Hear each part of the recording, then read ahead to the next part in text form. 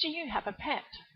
Well, this is the story of Prince Llewellyn, who lived in Wales, where the country was covered in forests.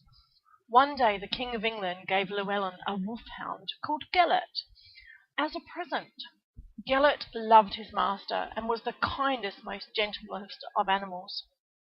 Llewellyn's wife had died, and his only family was his baby son. Gelert loved the baby too, and would spend hours with the baby tugging at his fur.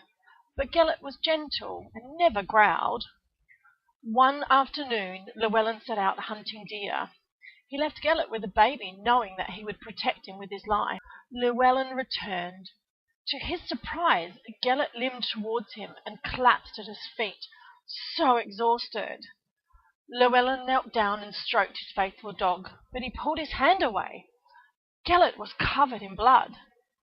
With a cry, Llewellyn rushed to his baby's room and there met a terrible sight.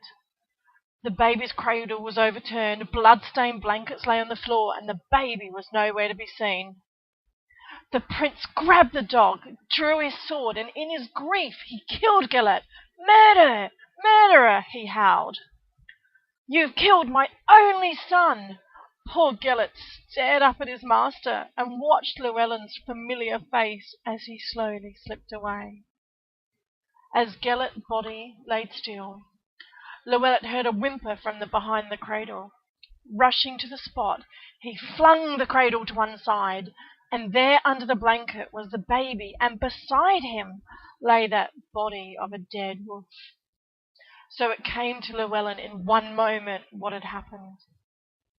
Gelert has attacked and killed the wolf to protect the baby. With a howl of pain and regret, Llewellyn turned back to Gelert, but his faithful friend lay quiet, dead. Now, even to this day, you can see Gelert grave near Colwyn Bay in the village of Bed Gelert.